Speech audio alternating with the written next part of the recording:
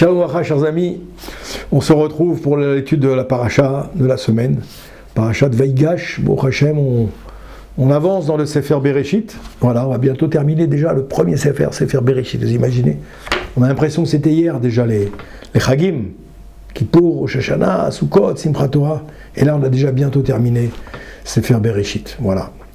Parashat de Vaïgash, la définition de la vie et sa préservation selon la Torah. Commentaire d'après le Rav Aryeh Kaplan, Zecher Tzadik Vekadosh Yivracha. Dans le début de notre paracha, Yosef se dévoile enfin à ses frères.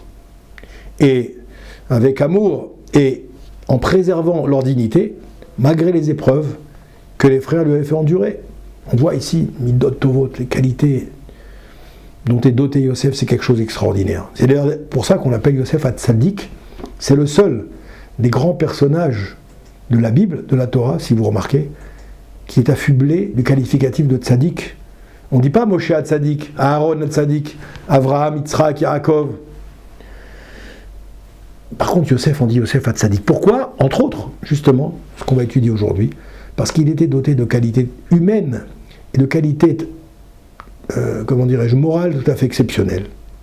Malgré les épreuves que les frères lui avaient fait endurer, Yosef, qui entre-temps est devenu le vice-roi d'Égypte, il les envoie dans le pays de Canaan afin qu'ils ramènent leur père, Yaakov Avinu, qui pensait que son fils Yosef était mort déjà depuis de nombreuses années et qui était encore dans le deuil de son fils qu'il n'avait pas réussi à abréger. Il convient de rappeler que seule l'Égypte disposait de nourriture à cette période-là. Le monde était dans une famine terrible, une famine implacable, et seule l'Égypte était épargnée grâce à la stratégie de Yosef Hatzadik, qui a, en tant que grand économe de l'Égypte, fait en sorte que ce pays conserve ses biens matériels. Ils se font alors les messagers de Yosef auprès de Yaakov Avinu, dans le chapitre 45, V'ya'alu mimitzraim v'ya'avu eretz Kenaan el Yaakov Aviem. Oui. Et là-bas, nous dit le texte, Vayagidu lo lemor, od Yosef Rai, Vechiu Moshel bechol eretz Mitzraim, Vayafog libo, kilo et emin lahem. C'est un passage assez poignant de la Torah, de la Bible.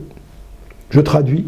Les frères de Yosef partirent d'Égypte, ils arrivèrent dans le pays de Canaan chez Yaakov, leur père. Il lui raconte que Yosef vivait toujours et qu'il gouvernait tout le pays d'Égypte. Son cœur, Ya'afog libo, Ya'afog, on va traduire par... comment on va traduire ça ? Son cœur se figea. Le cœur s'est figé, car il ne croyait pas. Ya'afog libo, Rashi explique ici, je traduis, que son cœur il changea et qu'il a refusé de les croire, comme s'il avait reçu un nouveau cœur. Greffe du cœur.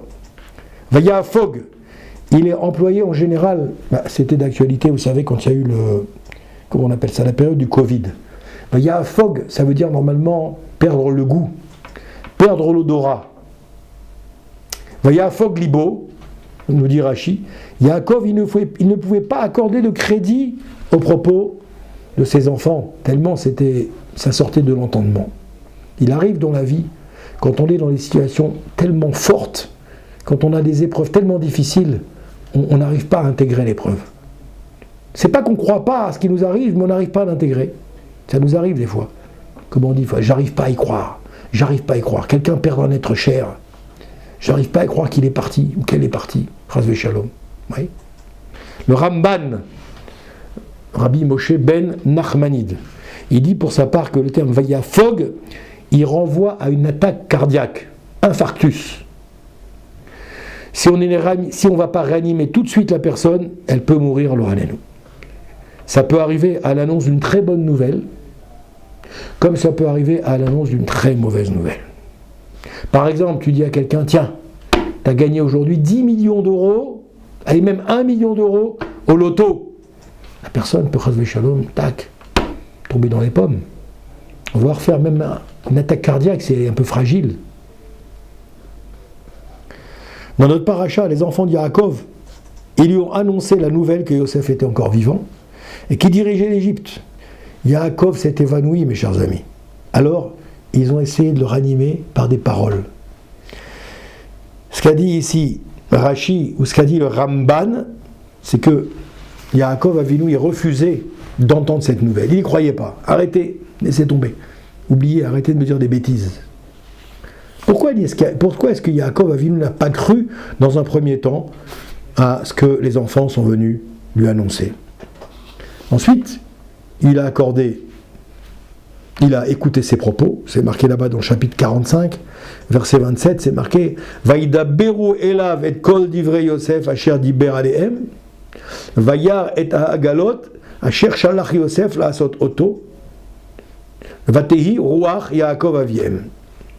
Et c'est marqué quoi? Je traduis. Ils lui dirent toutes les paroles que Yosef leur avait adressées. Il vit les chariots que Yosef avait envoyés pour le transporter, avec plein de victuailles, etc., que Yosef avait demandé à ses frères de prendre avec lui. L'esprit de Yaakov revient à la vie.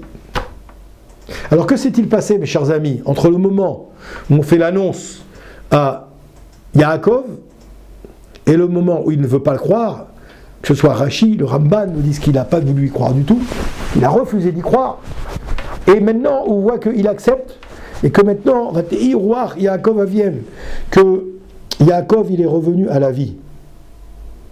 Oui. Vateri roi, excusez-moi. Vateri roi aviem, Yaakov aviem, il est revenu à la vie. On voit encore un peu plus loin un passage tout aussi surprenant. Lorsque Yaakov il retrouve enfin son fils, Yosef, il dit Vayomer Israël el Yosef Amuta pa'am achare reoti et panecha ki odecha chai. Israël, c'est marqué. Vayomer Israël, c'est l'autre nom de Yaakov. Israël dit à Yosef. Yaakov donc dit à Yosef, je peux mourir cette fois, maintenant que j'ai vu ton visage, puisque tu vis encore. Le Ora Chaim Akadosh, Rabbi Chaim Ben Attar, il dit, il ajoute, il dit, Kiodera Chai, puisque tu vis encore. Après avoir dit maintenant que j'ai vu ton visage, il est évident qu'il est toujours en vie. On pose comme question le Orachei Makadosh. Si c'est marqué maintenant, j'ai vu ton visage, donc c'est évident que j'ai bien vu qu'il était en vie. Donc pourquoi il dit Od Avinu ki odecha Chai? Qu'est-ce que signifie ce pléonasme? Le Orachei explique que pour les tzadikim, le concept de vie et de mort n'est pas entendu de la même façon. Comme vous le savez, on dit toujours Rechaim, Bechayehem, Keruim, Metim. Ve Tzadikim, Bemitatam, Keruim, Chaim. Les impies de leur vivant sont appelés des morts. Et les tzadikim de leur vivant, les tzadikim, alors que les tzadikim après leur mort sont appelés des vivants. Les tzadikim, une fois qu'ils ont quitté ce monde, on les appelle Chaim, Nikraim, Chaim. Alors que les Rechaim de leur vivant, on les appelle des Metim, les morts. On n'a pas le même dictionnaire que les autres peuples, les nations. Qu'est-ce que la vie et qu'est-ce que la mort? Selon le parasha de Vaïgash, un homme peut être mort depuis 3000 ans et être appelé Chai, toujours vivant. Oui. Un autre peut déambuler dans les rues de la ville et il est appelé Met, il est mort. Oui. Pour la Torah, être vivant ou mort, ça dépend uniquement de l'état de santé de notre neshama, pas de notre corps. Notre neshama. Si la neshama est en bonne santé, alors je suis vivant pour la Torah. Si la neshama est en mauvaise santé, voire si elle est anesthésiée ou si elle est malade, alors je suis appelé mort. Ça fait l'objet du premier chapitre du livre de Ramchal, Rabbi Chaim Moshe Luzzatto. D'accord? Dans La Voie des Justes s'appelle le livre. Il dit comme ça, il y a le Olam Hazé et le Olam Haba. Dans le Olam Hazé et le Olam Haba, il y a le corps et l'âme. Le corps et l'âme. La vie sur terre, c'est une préparation pour entrer dans le monde futur, comme on dit chaque jour, comme on dit également dans les Pirkei Avot. Le tzaddik se prépare. Comment il se prépare? Comment il prend des provisions pour le voyage? Il se prépare en étudiant la Torah, en faisant les mitzvot et en faisant de bonnes actions autour de lui. Et surtout, dans ce monde-là, dans la Mazé, il va faire des efforts pour se rapprocher d'Hachem. C'est ça, la vie spirituelle. L'homme n'a pas été créé pour ce monde-ci. L'homme, il a été seulement créé pour le monde futur, qui est le but ultime et la finalité pour lequel on vient dans ce monde. C'est la façon dont on a vécu ici-bas, nous disent nos Chachamim, qui détermine notre vie dans le Olam Abba. La manière dont tu vis ici, tu auras une vie dans le monde de l'au-delà. Comme nous dit notre tradition, ce monde, c'est un lieu d'effort, c'est un lieu de préparation. Comme on dit, Adam le Amal Yulad, l'homme il vient dans ce monde-là pour faire des efforts, pour travailler, pour se fatiguer. Et ensuite, pour pouvoir avoir ce qu'on appelle le repos éternel. Rabbi Yaakov, il dit,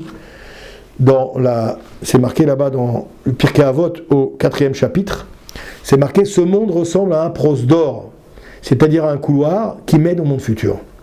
Prépare-toi dans ce couloir pour entrer dans le palais.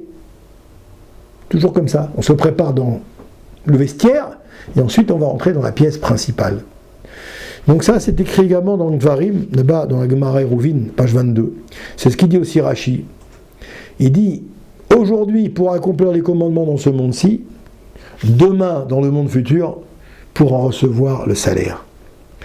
Mishetarach be'erev Shabbat, yochal be'Shabbat. Celui qui s'est fatigué pour la préparation de la veille de Shabbat, mes chers amis, eh bien Shabbat, il va kiffer de cette préparation. Quand on prépare des bons plats pour Shabbat, des bonnes boissons, des bons apéritifs, ça c'est avant, mais ensuite quand vient Shabbat, on profite, on kiffe. Celui qui se fatigue dans ce monde-là, ça fait allusion à quoi? Erev Shabbat, la veille du Shabbat. Il méritera de manger ses fruits dans le monde de l'éternité qui est Shabbat. Shabbat, c'est Me'en Olam Haba. Shabbat, c'est peut-être déjà une petite partie de l'éternité, nous disent nos sages. Tellement on se délègue du Shabbat. Qui est Shmera Shabbat, El Ishmereni. Onek Shabbat. Malheureusement, nous, on vit dans un monde superficiel et mensonger, où tout n'est qu'illusion et artifice.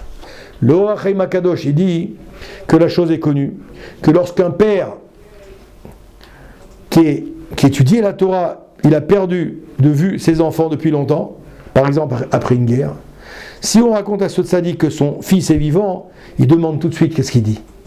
Ah, il est vivant, mais est-ce qu'il est resté Shomer Shabbat? Est-ce qu'il a gardé la Torah, les mitzvot, le Shabbat, les Ma'asim Tovim? S'il est resté dans le chemin de la Torah, qui respecte les mitzvot, alors ça veut dire qu'il a la crainte du ciel, Baruch Hashem. Il a la crainte du ciel.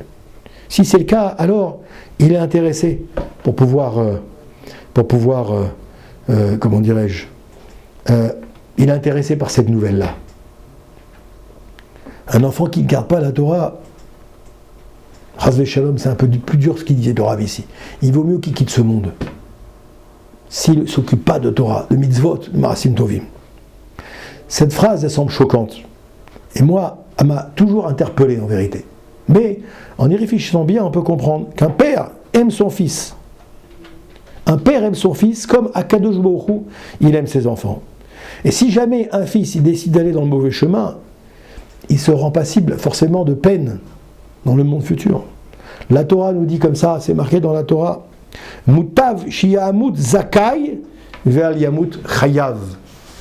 Il vaut mieux qu'une personne quitte ce monde innocent plutôt que de quitter ce monde chargé de toutes sortes de avérotes, qui vont l'être reprochés, bien entendu, mais qui vont être reprochés pour l'éternité dans le Olam Haba. Dans ce cas, le père qui aime vraiment son fils et ne pense qu'à son bien, préfère que son fils quitte ce monde avant qu'il ne se rende passible de peines trop graves. Une histoire qui s'est passée en Eretz Israël, au lendemain de la guerre de Kippour, la guerre mondiale, excusez-moi. Il lit ce commentaire. On a appris à un père qui était un homme Iré Shamaïm, pieux, que son fils était devenu un grand professeur de médecine et qui vivait à Genève. Le fils, il voulait voir son père, mais le père, il refusait tout contact, le considérant comme mort. Pourquoi? Parce qu'il avait rejeté le joug de la Torah et des mitzvot. Le fils bouleversé par ce comportement, bien sûr. Il a fait teshuva jusqu'à ce que son père veuille bien le retrouver. Le fils, il vit aujourd'hui, Baruch Hashem dans la Torah, grâce à l'amour que son père il a eu. Son père qui lui a noté des sens dans ce monde-ci et surtout dans le monde futur. Od Yosef Chai, c'est la question qu'a posée Yaakov sur son fils. Od Yosef Chai, Yaakov il a entendu de ses fils que son enfant était resté un tzaddik et que sa vie spirituelle n'était pas entachée et qu'il était en même temps Moshel Be'eretz Mitzraïm, que c'est lui qui dominait l'Égypte. Donc il a senti que c'était contradictoire. Comment on peut ne pas avoir changé, garder ses repères, garder ses valeurs, garder la Torah, garder les mitzvot et être devenu le numéro 2 en Égypte? Comment peut-on rester un tzaddik et diriger le pays le plus perverti au monde, mes chers amis? C'est une bonne question ou pas? Rappelons que l'Égypte avait atteint le 49e degré d'impureté. C'est le prince de l'impureté dans le monde céleste qui lui était préposé. Sur quel fondement l'a-t-on choisi pour diriger le peuple d'Israël et le peuple égyptien aux antipodes de notre conviction? En particulier, Yaakov il s'est dit de deux choses l'une. Soit Yosef il est vivant spirituellement et c'est un tzaddik, soit il domine l'Égypte. C'est pourquoi il a écrit Vayafog Libo. Son cœur s'est glacé littéralement. Il ne voulait pas croire les témoignages de ses enfants. Il ne voulait pas croire. Il serait difficile d'imaginer que le nouveau président de la République française, il soit le plus grand Talmid Chacham, sage de la France. Oui. Yaakov, il a donc été sous le choc. Il a pensé que ses enfants, ils lui mentaient. Alors il a eu peur que Yosef se soit dégradé. Il a dit, si jamais il dirige l'Égypte, c'est qu'il a certainement, sans nul doute, renié ses valeurs. Et qu'il s'est assimilé. C'est pourquoi il s'est évanoui. On comprend maintenant. Ses enfants, ils avaient lieu de lui rapporter les mots que Yosef il avait demandé de transmettre à leur père. C'était quoi ces mots? C'est marqué Kohamar bincha Yosef samani Elokim leadon lechol Mitzraim. Ainsi a dit ton fils. Écoutez ça, c'est extraordinaire. C'est marqué là-bas, je vous donne la source, dans chapitre 45, toujours verset 9. Kohamar, ainsi a dit Yosef, ton fils Yosef, samani Elokim. Elokim m'a établi les Adon, maître, les Kol Mitzraim, maître de l'Égypte. Elokim, Dieu, m'a placé là-bas. C'est Hachem qui m'a dit ces propos-là. Yosef a envoyé une preuve qu'il était resté tzaddik. C'est marqué là-bas dans Mereshit Rabbah, chapitre 46. Yosef, il a envoyé une preuve qu'il était resté tzaddik. Lorsqu'il a été séparé de son père, il était occupé à étudier avec lui le passage qui était en rapport avec Egla Aoufa, la génisse dont on brise le cou, en expiation d'un meurtre dont l'auteur n'a pas été identifié. Yosef Hatzadik, il a envoyé des chariots à Gala, dont la terminologie c'est quoi? C'est Egla. C'est pour ça qu'il a envoyé des chariots. Pour faire savoir à son père qu'il n'avait pas oublié tous ses enseignements, malgré ses 22 années passées loin de lui. Ça fait 22 ans que Yaakov Avinu, il n'avait pas vu son fils et qu'il croyait que son fils était mort, vous imaginez? C'est là que revient Yaakov à la vie, quand il a vu la galote des chariots, Milachona Gala, en rapport avec la Roufa, les dernières halachot que Yaakov avait étudiées avec son fils Yosef avant qu'il le perde de vue. Vous imaginez? Et c'est pour ça que son fils lui envoyait des hagalotes, Milachona Gala. Il savait que son père était un géant de la Torah, et dès qu'il verrait ça, il ferait le rapprochement.